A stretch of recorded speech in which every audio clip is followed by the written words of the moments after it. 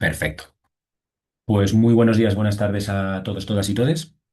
Vamos a dar paso a la clase de hoy y en primer lugar vamos a hacer un repaso muy rápido, ¿vale? De la actividad número 3, ¿vale? Que es la actividad grupal, ¿vale? Lo he dicho en la otra clase, pero bueno, pues si hay alguien que no lo haya podido ver.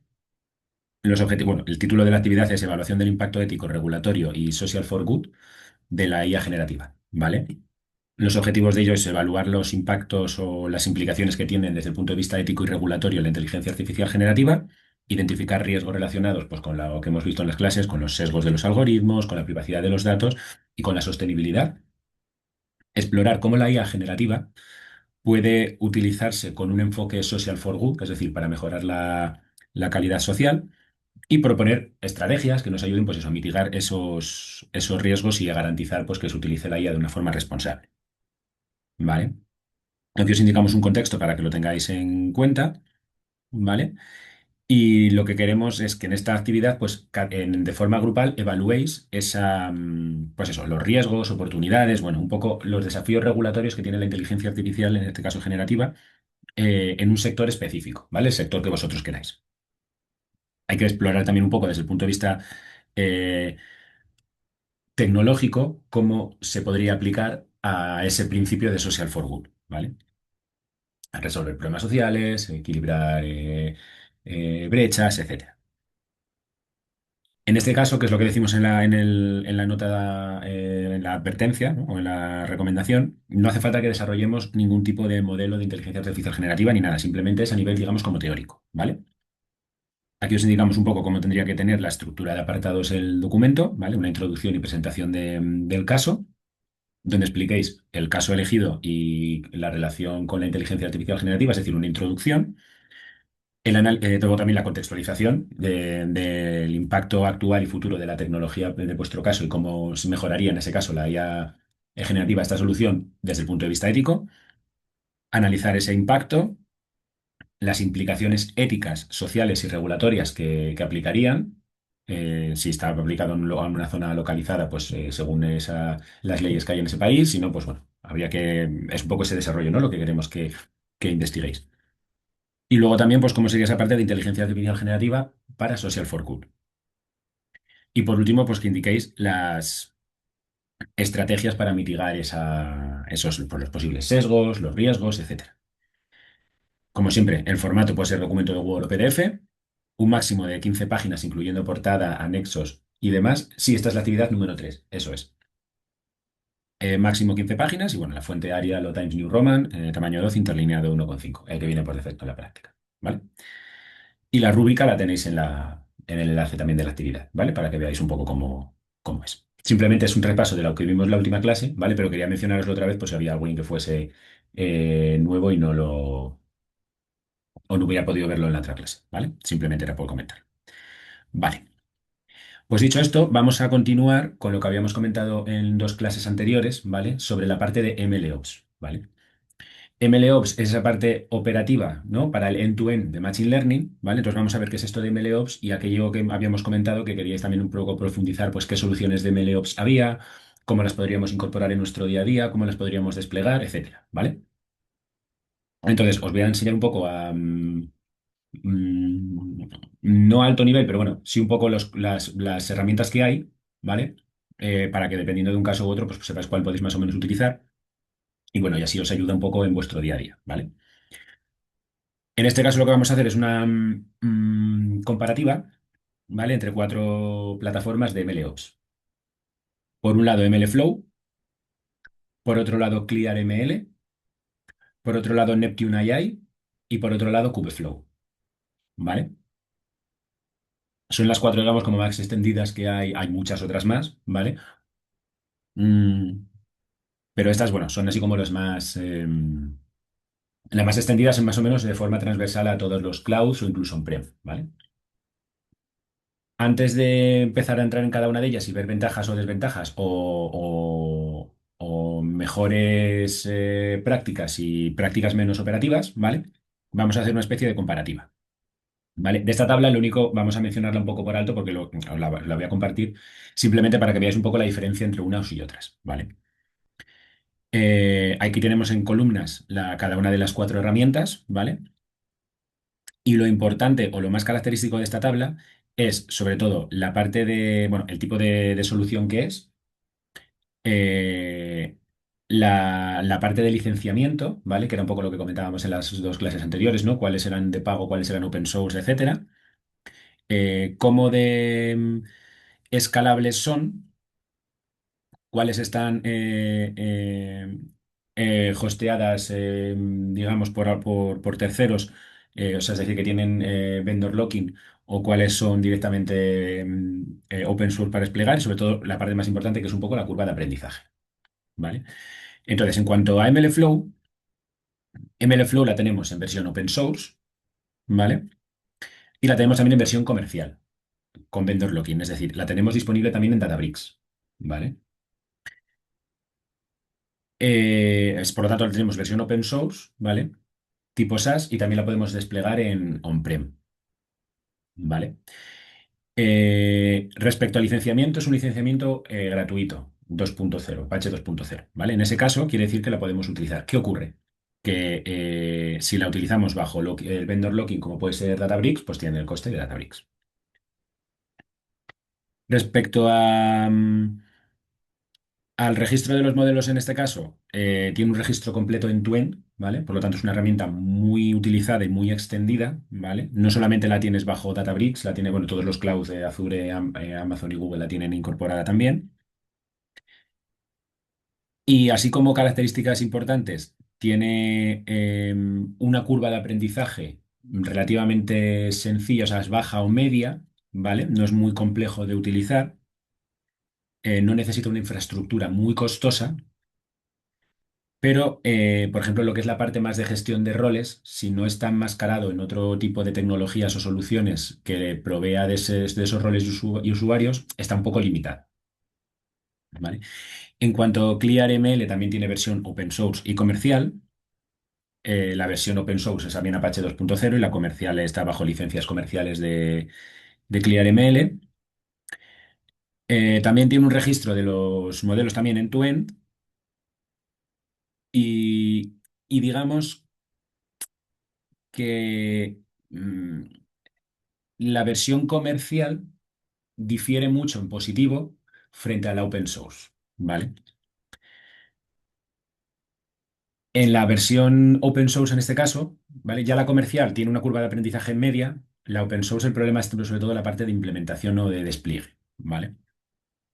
Y tiene unos requisitos de infraestructura un poquito más elevados que MLflow. En cuanto a Neptune AI, Neptune AI solo es comercial, ¿vale? Es de pago, siempre, ¿vale? Y la tienes en formato SaaS, Software as a Service, o en formato on-prem. Lo que decimos es siempre comercial y el punto importante que tiene Neptune AI es que es muy buena para la parte del metadatado. Sí que tiene gestión de roles y usuarios, ¿vale? La versión Enterprise. Y la curva de aprendizaje, al ser, digamos, siempre comercial, pues está muy pensada para el usuario. Por lo tanto, la curva de aprendizaje es bastante baja. Y en cuanto a los recursos de infraestructura, pues los que te solicita al ser un SaaS, un Software as a Service o una plataforma Enterprise, pues bueno, lo que te piden ellos como plataforma. Y luego, por último, tenemos otra solución que también ayuda en el end-to-end de las pipelines y de los modelos, que también es open source, que es Kubeflow, ¿vale? Kubeflow nos permite la orquestación completa end-to-end de tanto de las pipelines como de los modelos. La principal ventaja que tiene esta solución es la escalabilidad, porque está apoyada en Kubernetes, que es a su vez la principal o el principal inconveniente en cuanto a lo que tiene que ver con la parte de curva de aprendizaje y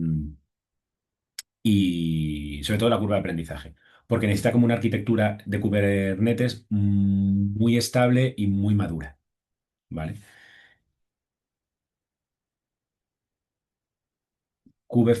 No, Kubeflow es la que se utiliza con Kubernetes. Depende cómo tengas levantado tu entorno en Google Cloud Platform, con la parte de Vertex AI. puedes utilizar o MLflow, el que creo que tiene por defecto Azure por lo menos es MLflow y creo que Google también, pero no sabría, pero me lo apunto y te lo investigo si quieres.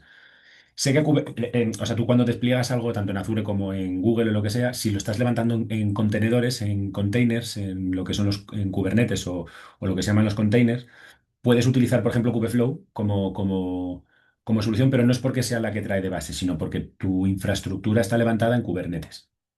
Entonces, si toda tu infraestructura está levantada en Kubernetes, sí que puede ser que el que estés utilizando en Google Cloud Platform es Kubeflow, pero no tiene que ser por defecto, digamos, el que tiene, digamos, integrado Google como tal. La verdad que de Google no lo desconozco, lo miro y te digo el próximo día. Espera, ¿eh?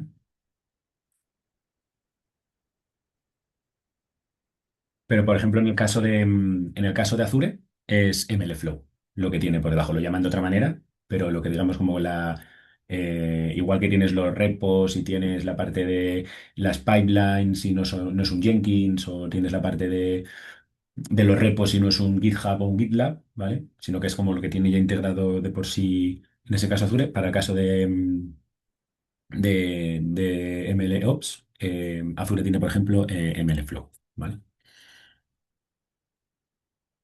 Entonces, la principal diferencia de Kubernetes respecto al resto es justamente eso, la que necesitas tener una infraestructura de Kubernetes muy bien desplegada. De containers, no tiene por qué ser Kubernetes, puede ser containers en general, ¿vale? El Azure Container Service o los equivalentes en Google y en Amazon.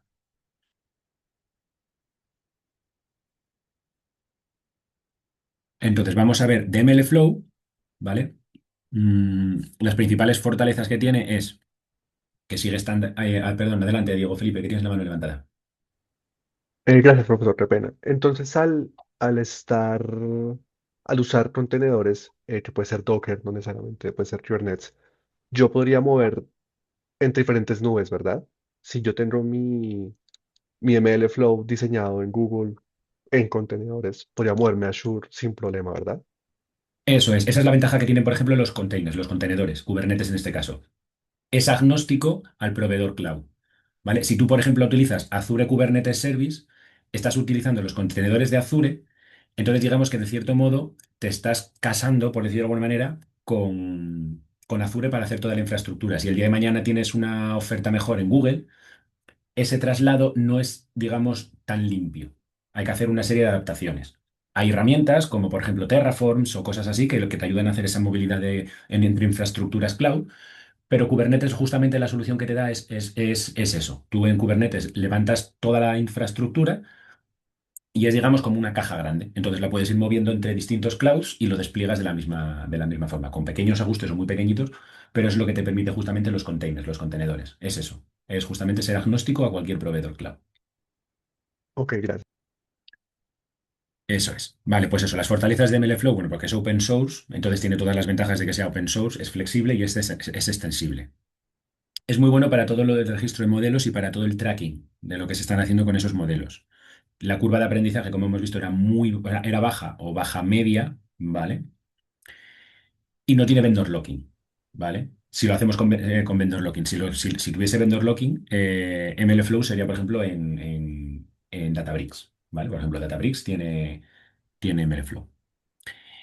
Las limitaciones que tiene, bueno, pues si queremos orquestaciones muy avanzadas y que tengan una seguridad, digamos, como enterprise de estos modelos, es donde en el out of the box, ¿no? En el estado de fábrica, no viene tan potente esto, ¿no? Entonces tenemos que apoyarnos, si lo queremos hacer, tenemos que apoyarnos en otros sistemas que nos den, digamos, como estas características o cualidades, ¿vale? En el caso de la seguridad, por ejemplo, pues podemos levantarlo en un Azure, por ejemplo, y apoyarnos en la seguridad de compliance que te da, por ejemplo, Azure, ¿vale?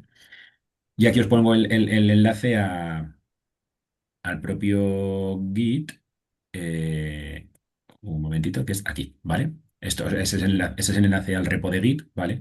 Es muy sencillo de desplegar. Bueno, aquí tenéis toda la información de lo que hay, pero bueno, aquí os cuento un poco cómo, mm, cómo desplegarlo y cómo utilizarlo, ¿vale? Os indica aquí cómo poder instalarlo y bueno, y los componentes core que tiene la solución, ¿vale?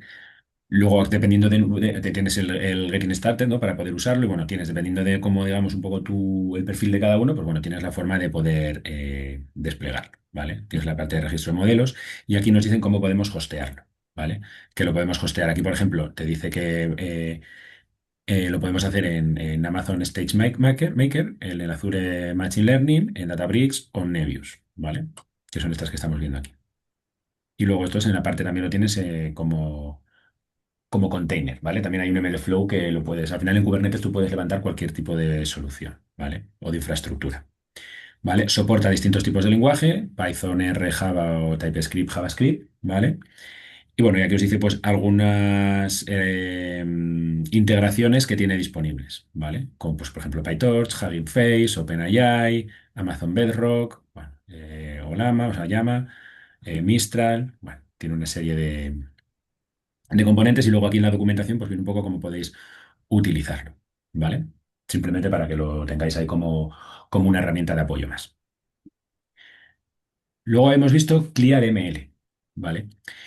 Las fortalezas que tiene ClearML es la parte más de tracking de pipelines, ¿vale? Y sobre todo automatización de tareas. ¿Vale? No solamente toda la parte de automatización de pipelines, sino que también podemos tenerlas traqueadas y generar alertas en caso de que hubiese cualquier problema, etcétera.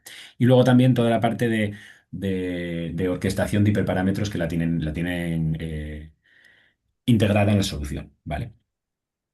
Como limitación, es bastante más complejo. La curva de aprendizaje, como habíamos visto, era más tirando hacia media y a la hora de desplegarlo.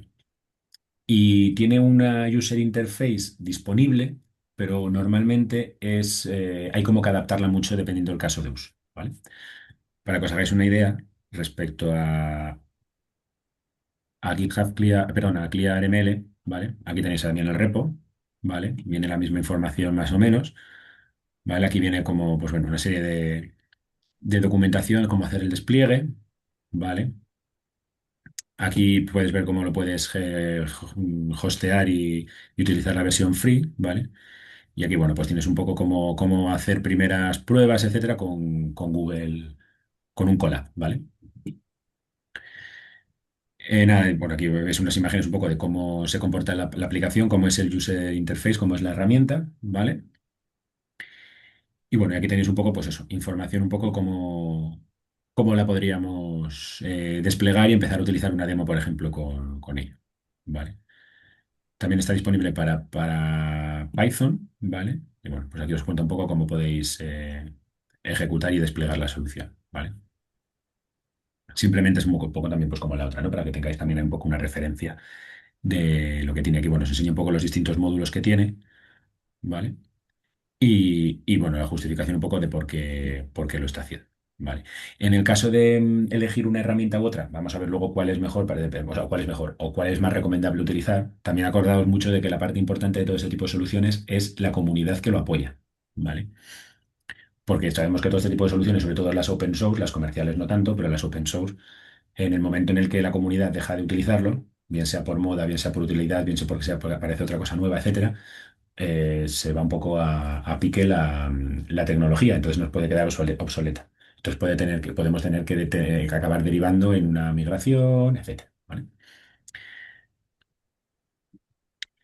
Vale, dicho esto de ClearML, tenemos Neptune AI, ¿vale? Que esta es la que habíamos comentado, que es completamente comercial, ¿vale? Al ser comercial, está muy pensada en el usuario, por lo tanto, la curva de aprendizaje es muy baja, ¿vale? Fortalezas, tiene una gestión muy potente, como os decía, de la parte de metadatado, ¿vale? Toda la parte de parámetro, códigos, datasets, etcétera. Y es muy fácil de utilizar para temas de auditoría. Limitaciones, lo que son las orquestaciones internas de los modelos es un poco más limitada y, y tiene una limitación también bastante fuerte en lo que es la parte de filtrado de experimentos. Cuando tenemos muchos experimentos hechos sobre un mismo modelo, el trabajar con ellos es un poco, digamos, como complejo, ¿vale? Neptune AI tiene también espacio en GitHub, ¿vale? Para que lo tengáis, pero bueno, si tú entras en Neptune AI, tienes, o sea, digamos, a ver si puedo entrar, bueno, directamente lo pongo aquí y ya está. Quiero entrar directamente en Neptune AI, ¿vale? Pues como veis es un... vale, vale. Pues como veis es un... Así me deja entrar en la... Vale, bueno. Es por la versión y demás, pero bueno, sí, como veis ya tiene una web diferente. Y bueno, al final el repo de GitHub, que bueno, que tenéis ahí varios ejemplos y varias información de Neptune AI, ¿vale? Y luego, por último, el que os comentaba de Kubeflow, ¿vale? Que la principal ventaja, pues que si utilizamos infraestructura Kubernetes, Kubeflow es la solución perfecta porque te da toda esa trazabilidad en tu end del modelo, pero necesitas, pues eso, tener una infraestructura de Kubernetes. ¿Cuáles son las limitaciones? Si no tienes infraestructura Kubernetes, desplegar esa infraestructura de Kubernetes es compleja y también, pues eso, que requiere una infraestructura bastante madura, ¿vale? Y en cuanto al GitHub de Kubeflow, ¿vale? Pues nada, al final tienes un poco cómo utilizarlo, ¿vale? Que es lo mismo que en el otro lado, ¿vale? Cómo lo puedes desplegar en cada uno de los sitios, te dice cómo lo puedes desplegar y luego aquí tienes enlace a la comunidad, ¿vale? Entonces, dicho esto, ¿vale? ¿Cuándo deberíamos elegir una tecnología u otra?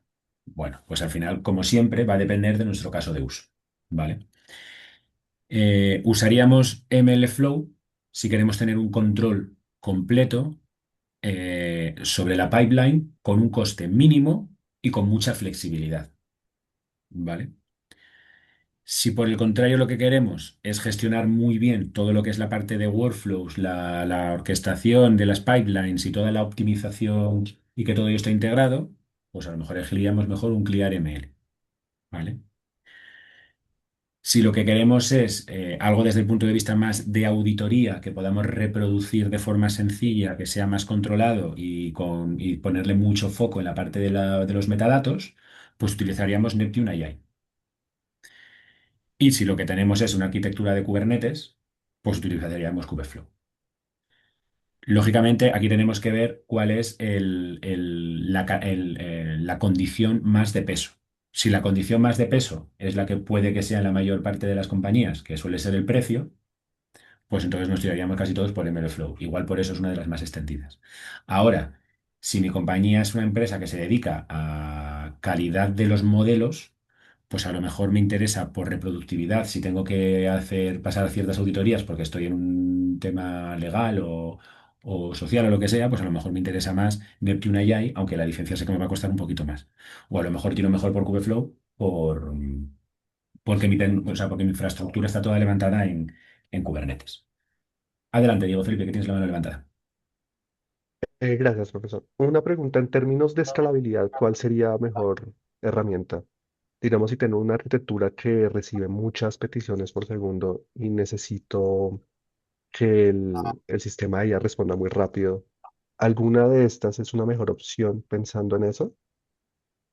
En ese punto, desde el punto de vista de control y de optimización, en este caso lo mejor sería Kubeflow, porque tú en Kubernetes puedes subir y bajar, digamos, pods digamos, como las características digamos, de ese contenedor, de esa caja, ¿vale? En función de las condiciones o casuísticas que tengas en ese momento. Entonces, si de repente vas a tener mucho consumo en un momento puntual del día o una cosa similar, en ese caso Kubeflow te permite ese tipo de adaptabilidad, ¿no? De adaptarte a mínimo coste o con costes más optimizados. Entonces, digamos como que la más versátil de todas podría ser Kubeflow. Vale, un momentito. Vale. La más versátil de todas sería en ese caso, pues eso, Kubeflow. Todas ellas, por ejemplo, también, si, por ejemplo, MLflow bajo cualquier cloud, por ejemplo, también te da la opción de poder, digamos, como optimizar las características, ¿no? En ese sentido. Pero así a nivel de escalabilidad, la que mejor se suele comportar es Kubeflow, pero no tanto por Kubeflow como tal, sino por estar desplegado en Kubernetes. Eso es. Por ejemplo, en Neptune AI también vas a poder hacer todo eso. Lo que pasa que el coste, en función de las características que necesites, el coste también va a aumentar. Entonces, claro, a mí por eso digo que el caso de uso depende mucho de lo que cada uno tenga que hacer, ¿vale? También pensemos un Ok, poco para qué es gracias. la finalidad de este, si lo único que quiero es reproductividad, un pipeline, un control, algo transversal que me enseñe y que me controle un poco cómo se están comportando mis modelos, los hiperparámetros y demás, cualquiera de las soluciones es buena. Vale. Entonces también un poco depende de eso, no vamos a tampoco a matar moscas a cañonazos, si lo que necesito simplemente es un componente que me enseñe pues, unos KPIs normales, algo relativamente común y normal, cualquiera de las cuatro te va a cubrir. Digamos que la forma de elegirlo va a ser esa cosa diferencial, esa cosa diferente que nosotros sí tenemos que hacer en nuestro día a día y a lo mejor en el caso general no se tendría que hacer. Entonces ahí es donde acabaríamos eligiendo una u otra. ¿Vale?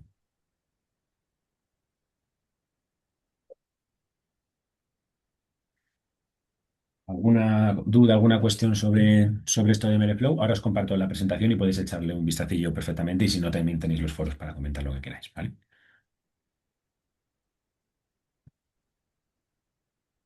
Perfecto. Pues vamos a pasar, antes de pasar a la sesión 8, ¿vale? Vamos a pasar a una sesión de feedback, igual que hicimos que con la actividad 1, ¿vale? Sobre la actividad 2. ¿Vale? Esta sesión de feedback es simplemente pues, para que veáis un poco qué es lo que hemos visto en la actividad, ¿vale? Que a nivel general han estado muy bien. Bueno, pues cómo podríamos haber, bueno, para que tengáis distintos enfoques, ¿vale? No, no digamos para hacerlo ni mejor ni peor, sino pues para que a cada uno de vosotros lo ha entregado de una manera, pues para que veáis cómo lo ha entregado el resto de compañeros que también están bien, ¿vale? Y pues así alguna cosa que hayamos detectado a la hora de la corrección, ¿vale? Son 32 slides, no vamos a pasar por los 32, ¿vale? Vamos a pasar un poco rápido en cada una de ellas, pero para que hagáis un poco la idea de cómo, de cómo se ha hecho, ¿vale? Bueno, aquí ponemos la rúbrica para que la tengáis disponible en la plataforma, ¿vale? Y bueno, respecto a al primer apartado, ¿vale? Que era la parte de introducción y alcance del proyecto, así los errores más comunes que encontramos fue que se presentaba un poco el problema del discurso de odio, pero no se mencionaba a lo mejor el contexto empresarial en el que estaba enfocado, ¿vale? Directamente ya se pasaba al objetivo. Entonces, al final, el contexto empresarial, ¿vale? O sea, al final, detección de odio puede ser cualquier mensaje pues, lo que infrinja odio, pero el contexto empresarial es lo que nos va a dar esa información extra, ¿vale?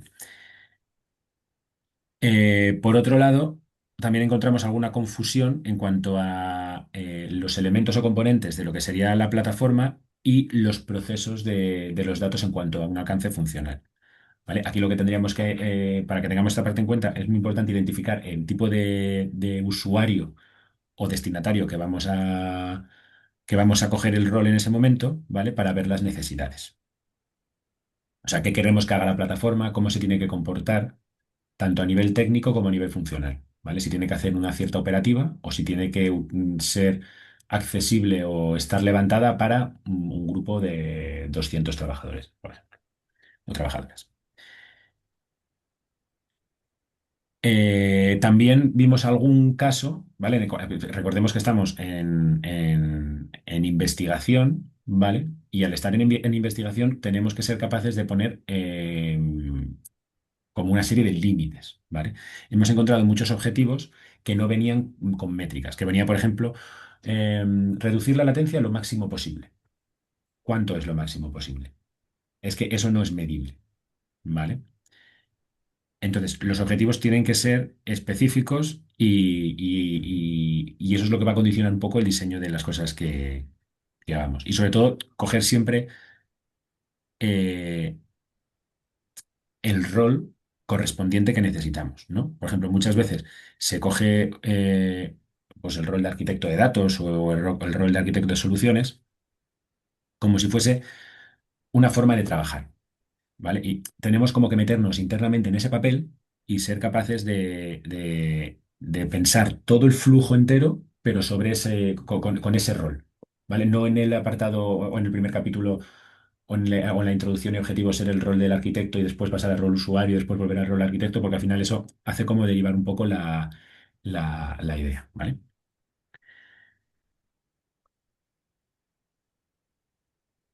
Otra cosa importante son que los requisitos, ¿vale? Los requisitos en cuanto al alcance pueden ser tanto técnicos como operativos o funcionales. Entonces, algunos requisitos funcionales que hemos visto, pues el sistema debe permitir a los usuarios registrarse con su correo electrónico y contraseña, ¿vale? Esto es como una funcionalidad o un comportamiento que tiene que tener la solución. El sistema debe permitir a los moderadores revisar mensajes marcados como ofensivos. Es otra funcionalidad. El usuario debe recibir una notificación si un mensaje se ha bloqueado por algún motivo, ¿vale? Como nos llegan a nosotros si ponemos un mensaje y nos llega pues, a Instagram y nos dice tu mensaje ha sido borrado porque eh, ha violado la política de privacidad o la política de uso de la aplicación, o sea, ¿vale? Tienen que avisar de, bueno, pues ese tipo de cosas son requisitos funcionales. Otros requisitos no funcionales puede ser, pues, que lo que decíamos, ¿no? El sistema debe responder en 2 milisegundos o el sistema tiene que ser capaz de soportar 3.000 usuarios en el momento más alto de tal. Ese tipo de cosas son los no funcionales, ¿vale?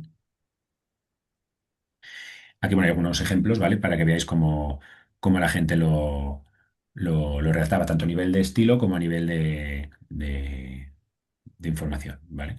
Por un lado, en la parte de introducción y alcance, pues nos ponen un contexto importante, ¿vale? Nos está desarrollando cuál es el contexto empresarial, el problema que quieren resolver y los objetivos, ¿vale? En otro caso nos cuenta cómo es la problemática global, ¿vale? No únicamente nos hace una intro, sino que nos cuenta exactamente todo el problema y toda la problemática del problema y luego pues nos dice cuál va a ser el alcance de la solución. Bastante explicativo, ¿vale? Está muy bien esto para que veáis, como lo decíamos en el final de la explicación de la práctica, que al final el guión es eso, es un guión, ¿vale? Es una guía, ¿vale? No hay que seguirla exactamente, ¿vale? No pasa, o no pasa nada por adaptarlo o variarlo en función un poco de lo que nosotros consideramos. ¿Vale? En cuanto a la arquitectura de la plataforma de despliegue, los principales errores que hemos visto es que se dan pues un listado de componentes, pero no se explica ni su integración ni cómo se interactúan entre ellos, entre todos estos componentes. ¿Vale? Entonces, cuando nosotros lo que damos es una plataforma, ¿vale? Esa plataforma no es una aplicación. Una aplicación funciona por sí sola. Una plataforma suele ser o es un conjunto de aplicaciones que en algún momento, por el motivo que sea, tienen que interactuar entre sí. No pedíamos un despliegue al uso, pero sí que al menos se viese un poco pues cómo enlaza ese MLflow con el punto de salida de, por ejemplo, de la base de datos donde está la información, por poner un ejemplo, ¿vale? También muchas veces había casos en los que se era muy heterogéneo con el detalle, ¿vale? Se empieza hablando a lo mejor de CPU o de GPU y, y nos indica incluso qué tecnología se ha utilizado o qué opción se decide. O incluso se hacía como una especie de comparativa o se mencionaba, más que hacer una comparativa, se mencionaban distintas tecnologías de distintos proveedores cloud. ¿Vale? Y lo que se pedía era, elige una, la que tú quieras, la que tú consideres, y sobre esa, pues, haces todo el proceso. ¿Vale? Entonces, sobre este punto es importante que empecemos siempre a pensar de nivel más alto, perdón, de nivel más alto a nivel más de detalle, ¿vale? Dibujar diagramas, pintar diagramas, hacer gráficos, etcétera. Una parte muy importante, que es lo que decíamos, podéis utilizar cualquier tipo de proveedor cloud, ¿vale? Pero el proveedor cloud que decidáis utilizar tiene que ser justificado. La justificación puede ser cualquiera. Mi compañía tiene acuerdo con Google. Fantástico. ¿Vale? Simplemente, no tiene por qué ser solamente en un ámbito académico. Cuando estéis presentando una oferta, por ejemplo, a un cliente en el que le proponéis una arquitectura, una plataforma, vais a optar, en la propuesta vais a optar por alguna opción, porque hay muchas opciones. Puede ser la opción que vuestra compañía tenga un acuerdo más económico, puede ser que sea el proveedor cloud del propio cliente, o puede ser otra solución, pero tiene que tener una justificación. ¿Por qué estás diciéndole que vas a utilizar esto? Porque mi equipo técnico es el que más experiencia tiene en esta plataforma. Fantástico, es una justificación. ¿Vale? Incluso un punto diferencial suele ser que nosotros le indiquemos a nuestro cliente, mira, según tu casuística, te recomendamos mejor. Por ejemplo, mm, el modelo de OpenAI, de Azure OpenAI, que el modelo de Grok, por ejemplo, o el de no sé. Hay que, ¿por qué? Porque tú tienes esta casuística en concreto con estos casos en concreto y es mejor ese comportamiento, cualquier justificación, pero sí que tiene que tener una justificación. Y luego también hemos visto a la hora de la redacción, pues que muchas veces aparecen información como repetida, ¿no? Que en varios sitios pues, se pone como un poco la misma, no la misma información, pero sigue haciendo mención un poco a lo mismo, ¿vale?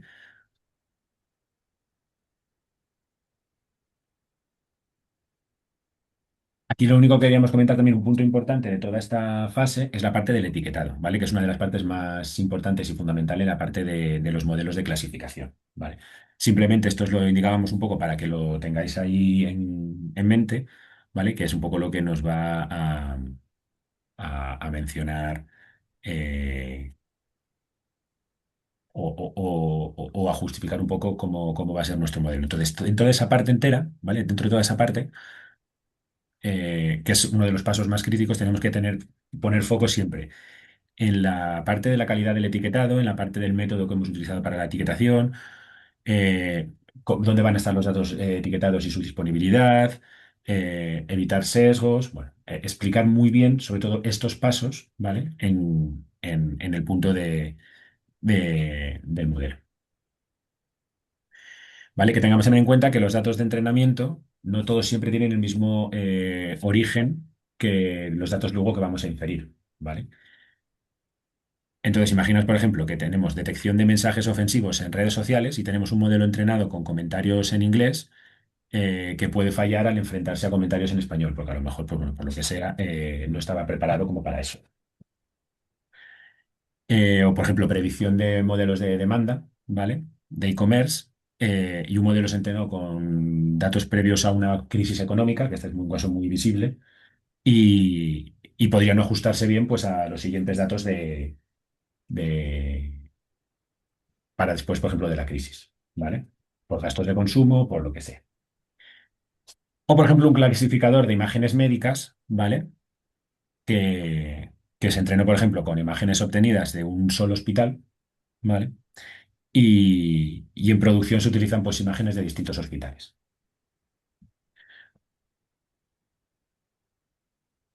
Vale,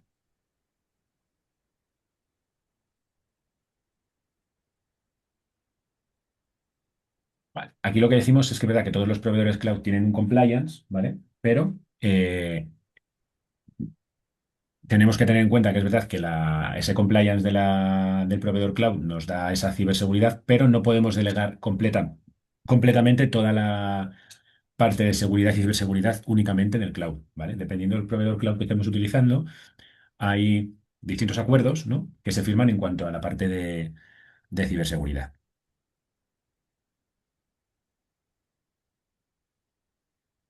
Bueno, aquí os enseñamos algún ejemplo de lo que nos habéis puesto en los trabajos, ¿vale? De la parte de almacenamiento. ¿Ves? Aquí, por ejemplo, vemos un poco cómo explica y cómo se menciona. Ya no solamente se pone el nombre de las herramientas o de las piezas, sino que también nos explica un poco cómo se integran entre sí, qué funcionalidad van a tener, cómo se espera que interactúen, ¿vale? El, el EKS es el contenedor de Amazon, ¿vale?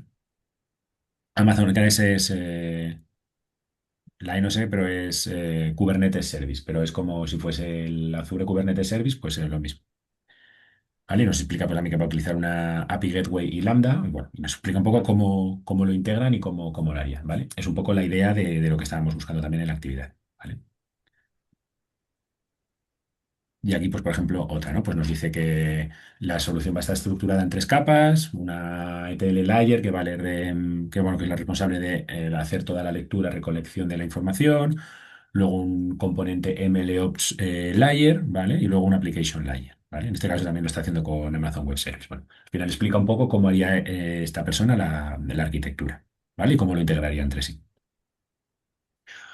A la hora de la arquitectura, está muy bien que siempre entreguemos, o está muy bien y es muy visual, que siempre entreguemos un diagrama, ¿vale? O un esquema. Es muy intuitivo, muy visual y a la hora de ofrecer una solución a un cliente, digamos, como que entra muy bien por el ojo, ¿vale? Si yo os enseño una diapositiva y os enseño una venta comercial y os enseño solamente texto, lo vais a entender porque lo vais a leer, pero si os enseño esto de un primer vistazo, ya más o menos os podéis hacer una especie de idea de qué componentes se van a utilizar. Entonces, la solución mejor es una combinación de ambas. Una diapositiva donde aparezca la arquitectura, el dibujo del diagrama y una explicación de qué es cada uno de los componentes, ¿vale?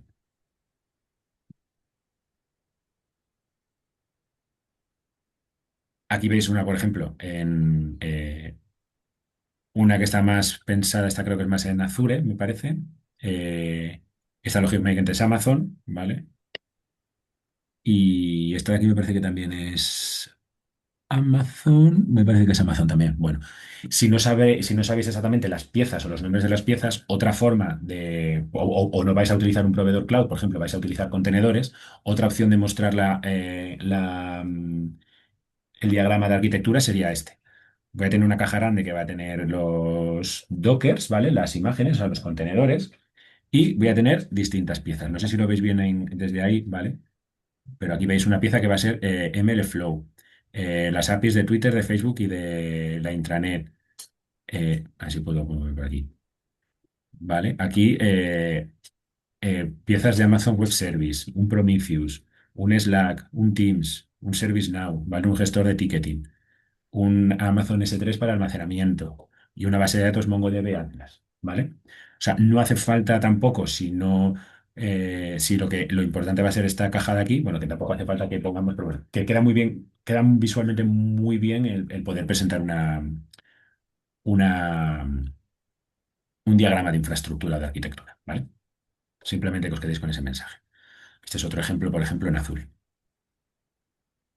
¿vale? En cuanto a la estimación de costes, los errores así más comunes que hemos visto es dar costes individuales por un servicio cloud o perfil sin tener en cuenta como un coste global, ¿no? Un coste total de proyecto, ¿vale? Y u olvidar el mantenimiento, ¿vale? Tenemos que tener en cuenta que todas las aplicaciones cloud, todos los desarrolladores o desarrollos de software y de arquitecturas, todas, tienen que tener un mantenimiento. Puede aparecer un error en cualquier momento y hay que resolverlo. Eso son horas de mantenimiento y luego aparte el mantenimiento que tienen las herramientas. Hay que subir una versión, etcétera. Por otro lado, eh, eso, dar un precio sin asignar, por ejemplo, un margen de número de usuarios que lo pueden utilizar. No es lo mismo que una plataforma lo utilicen 10 usuarios que 1000 que 1.000.000, ¿vale? Entonces, normalmente en este caso se suele poner pues, un rango entre 0 y 500, entre 500 y 1000, dependiendo de cómo va a ser la solución. ¿Es una solución corporativa para mi empresa que somos 30 trabajadores? Bueno, pues con que soporte entre 0 y 50, suficiente, porque llevamos 20 años y somos 20 trabajadores, tampoco vamos a crecer tanto.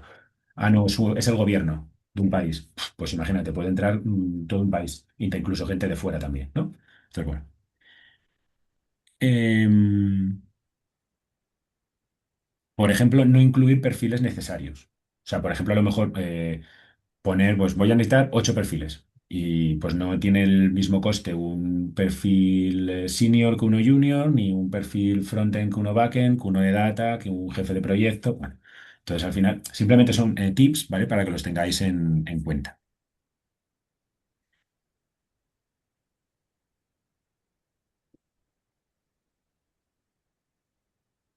Y luego un punto importante también, ¿vale? Que esto es a nivel ya, que es donde viene nuestro punto fuerte, ¿vale? Normalmente en todos los proyectos siempre, siempre, siempre hay que incluir un data science, siempre, ¿vale? Aunque solamente sea eh, para la cocción, la preparación, el análisis, y luego siempre tiene que haber alguien de negocio, ¿vale? Siempre tiene que haber alguien que sepa que esos valores que salen en esa tabla, qué significan, ¿vale? Y muchas veces lo que decimos es que hay un poco de solape entre lo que hace un ingeniero de Machine Learning, ¿vale? Y lo que hace un Data Science y lo que hace un Data Architect, ¿vale? Al final, pues es un poco esa línea fina, ¿no? Entonces, bueno, aquí os enseño algún ejemplo de cómo se han presentado. los costes, ¿vale? A nivel a nivel de tabla, o de la gente lo presentó así, ¿vale? Y bueno. Y entonces, como una especie de conclusiones y recomendaciones así, digamos, estratégicas, ¿vale? En la parte de qué proponéis, ¿no? Como posibles mejoras, bueno, pues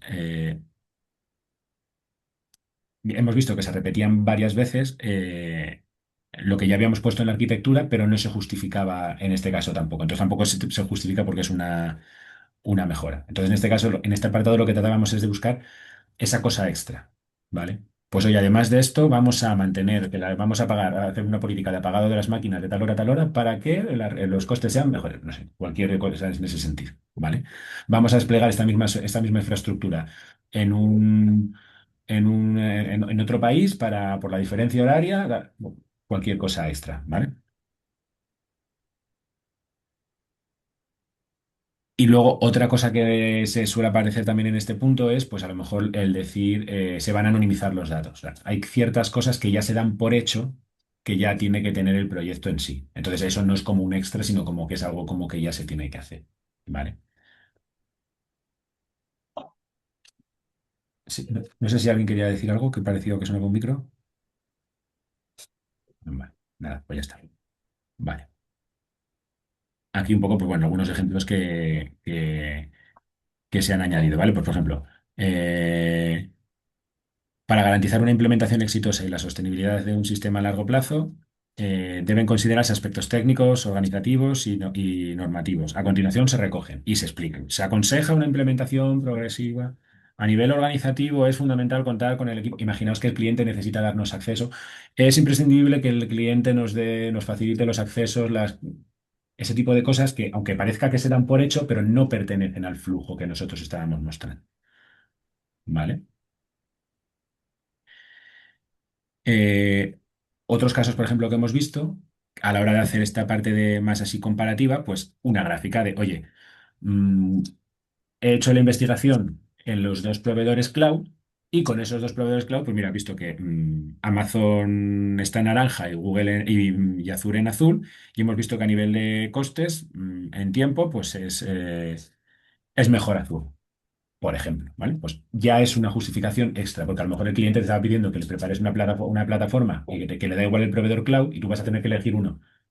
Y entonces, en este caso, pues muestras esto y dices, oye, pues mira, yo te propongo esta solución en Azure por este motivo. He hecho esta comparativa, he hecho este estudio, que es algo, digamos, como extra a lo que nosotros tendríamos que enseñar, porque esto no sería la plataforma en sí, sino el dónde la alojaríamos. Y eso pues ya da una justificación, ¿no? Pues una serie de ventajas económicas, la parte de observabilidad, un plus más de lo que ya teníamos, ¿vale?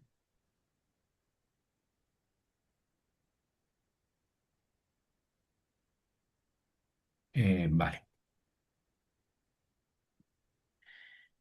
Y ahora la última parte, ¿vale? Que es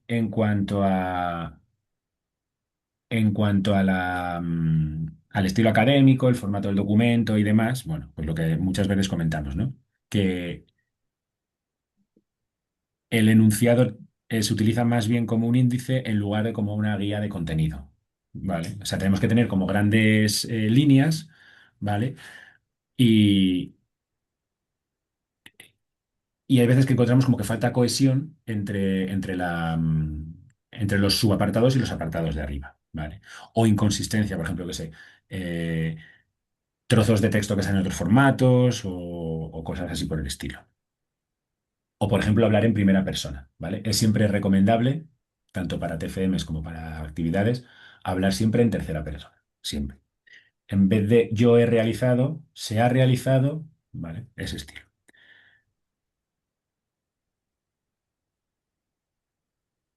Vale. Por otro lado, también,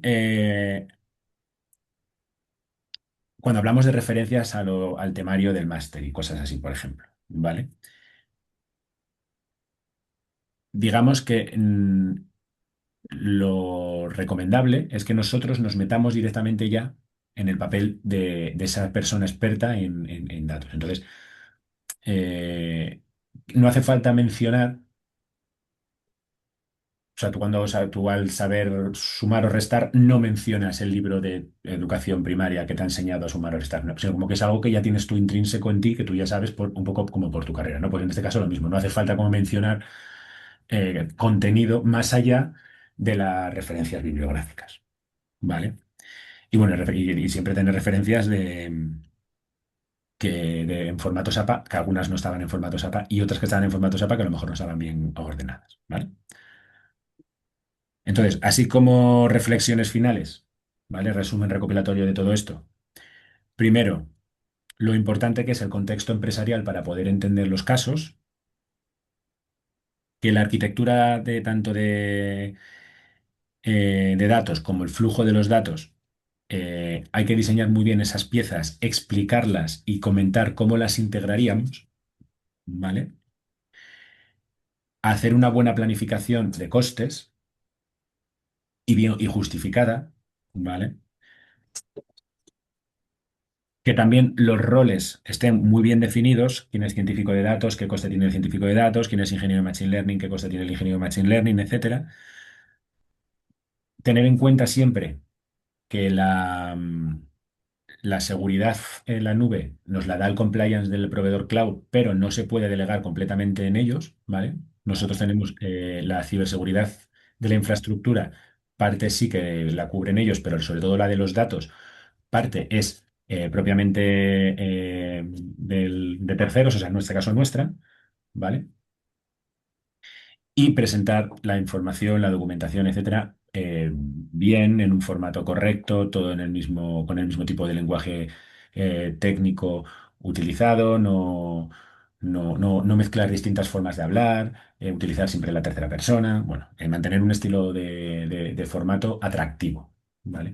Al final, pensad que cuando entregáis una actividad de este estilo, pensad que en vez de entregársela, en este caso a mí o a cualquier otro profesor o profesora, lo que estáis haciendo es intentando entregársela a un cliente para que os compre lo que le estáis escribiendo ahí, ¿vale? Entonces, es muy importante que sea atractivo, que esté bien cuidada la estructura, etcétera, ¿vale? Que muchas veces, a lo mejor por las prisas o lo que sea, pues hay veces que no le prestamos tanta atención a eso y es una parte importante también, ¿vale? Perfecto. Vale, pues en estos últimos, ¿alguien tiene alguna duda respecto a esto? Nelson Armando, vale, te miro, te apunto también para mirar eso, ¿vale? Que ya tengo. Vale. De todas formas, cualquier cosa me podéis poner un mensaje en el foro o lo que queráis, pero ahora lo apunto aquí también y luego lo reviso. ¿Alguien tiene alguna duda respecto a la actividad 2? Vale. Pues nada, en estos 7 minutitos que nos quedan, ¿vale? Vamos a comenzar con la sesión 8, ¿vale? La gestión del cambio y recursos humanos en proyectos de inteligencia artificial, ¿vale? Esto lo que nos va a ayudar es cómo tenemos que construir o podemos construir y gestionar equipos que sean multidisciplinares dentro de los ámbitos de proyectos en inteligencia artificial. Vamos a ver quiénes son los principales colaboradores, es decir, qué personas o qué perfiles trabajan en proyectos de IA, quiénes son necesarios, cómo se hace esa gestión del cambio para introducir de forma ética la IA y cómo es esa parte de cultura de inteligencia artificial. Los principales colaboradores, tenemos que tener en cuenta que en los proyectos de inteligencia artificial interactúan distintos tipos de trabajadores, ¿vale? Un equipo no está, que está trabajando en un proyecto de IA, además del equipo, también trabaja con IA, ¿vale? Entonces, tenemos que tener en cuenta que, por un lado, tenemos perfiles de gestión, por otro lado, tenemos perfiles técnicos y por otro lado, tenemos stakeholders o clientes, ¿vale? Y tenemos que saber en qué momento qué tipo de usuario tiene que acceder a qué tipo de dato, ¿vale?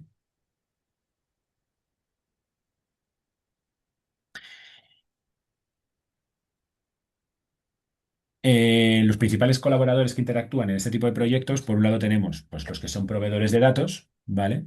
Que son los equipos que trabajan proporcionándonos los datos, ¿vale? Todo lo que tenga que ver con, con bases de datos, back office, etcétera, ¿vale? Luego tenemos también lo que llamamos la oficina de datos, ¿vale? Que son aquellos que nos garantizan la calidad del propio dato, ¿vale? Y el cumplimiento, pues, de las normativas y políticas que apliquen en cada caso. Tenemos también el equipo de ciberseguridad y de auditoría, ¿vale? Que es aquel que nos ayuda o se encarga de que no haya ningún tipo de riesgo del cumplimiento de las normas de seguridad, etcétera. Luego tenemos al equipo de infraestructura o de IT, ¿vale? Que son los responsables, pues eso, de la integración de las soluciones que se desarrollan. Así también como toda la parte de política de infraestructuras, etcétera.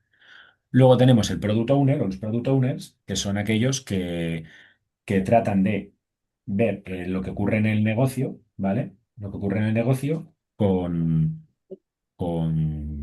y se lo trasladan pues eso, a la parte de equipo de desarrollo para poder desarrollar, ¿vale? Para eso también está la figura de Scrum Master y bueno, todos los facilitadores de liturgias en ese sentido, ¿vale? Y luego, por supuesto, están los expertos del negocio, es decir, los que entienden perfectamente el dato, los que saben cómo funciona ese dato, lo que saben qué quiere decir ese dato, ¿vale? Pero no tienen la capacidad de analizar miles y miles y cientos y millones de información, ¿vale?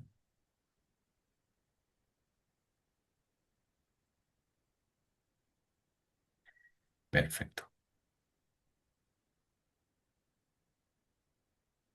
Entonces vamos a ver quiénes son los data contributors, ¿vale? Los data contributors son aquellos que garantizan la agilidad de los datos, ¿vale? Es importante que seamos capaces, o que esta figura sea capaz de facilitar correctamente los datos eh, desde un punto de vista de calidad y de disponibilidad, ¿vale? Son los que saben qué datos hay o cómo facilitar esos datos y a quién se los tienen que hacer llegar, ¿vale? Luego tenemos la oficina de datos o el data officer, ¿vale? Su función es establecer, pues eso, prácticas o políticas que nos permitan a este perfil de data contributor que nos facilita la información y se la va a facilitar a un tercero, a un tercero, pues cómo trazar esa operativa y esa opción, ¿vale? Para tener ese control completo de quién está consumiendo los datos y quién lo está utilizando, ¿vale? También desde un punto de vista de disponibilidad y de calidad.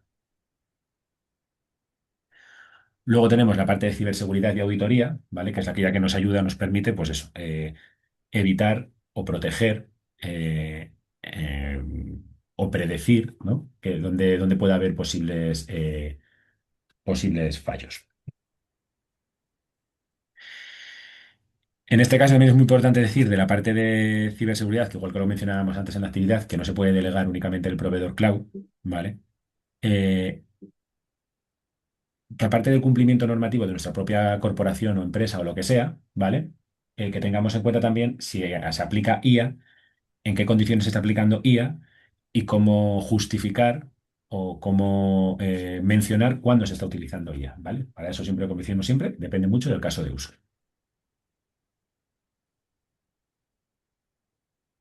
Luego tenemos el equipo de IT o infraestructura, que bueno, que todos los conocemos. Cada vez que tenemos cualquier problema, pues abrimos un ticket de infraestructura, les pedimos que nos generen que nos desplieguen un recurso en concreto dentro de la propia infraestructura del proveedor cloud o lo que sea. Y son los que nos tienen que ayudar a, pues eso, a mantener un ecosistema de soluciones correcto. Y luego están los product owners o la parte más de negocio, ¿vale? Que estos son personas que conocen muy bien el negocio, pero no son técnicos, entonces no saben cómo poder desarrollarlo, pero sí saben lo que quieren que haga la herramienta, ¿vale? Y estos product owners, además, son los que están en constante contacto con nuestros clientes o con los stakeholders para ver qué requerimientos o qué necesidades están viendo en el mercado, ¿vale? ¿Alguna duda o hasta aquí? ¿Alguien que quiera comentar algo? Nada. Vale. Pues Pues mira, si os parece bien, lo dejamos aquí antes de empezar a hablar de los equipos de IA y esto lo vemos en la clase de la semana que viene, ¿vale? Lo dicho, si alguien tiene alguna duda, sin ningún problema, lo vemos en el foro y ahora reviso los puntos que quedaron abiertos durante la clase de hoy y os mando un mensaje a los respectivos, ¿vale? Vale, profe, muchísimas gracias. Gracias, Sí, profe, hasta luego. y ahora os dejo también las diapositivas de tanto del feedback de la actividad 2 como de la sesión de MLOps como esta sesión 8 os las dejo subidas también en el apartado de documentación. Profe, Está buenísimo. los enlaces que tú nos compartiste ahorita de GitHub también nos Sí. dejas, ¿eso? ¿Sí? ¿Todo listo? Esos aparecen también en la sesión 7 en la parte de MLOps, están en la Ah, ok, diapositiva metidos. ok, vale, vale, profe, muchísimas gracias. Nada, muchas gracias a Feliz, vosotros por feliz vuestro. noche. Igualmente. Adiós. Bueno, adiós, chao, chao.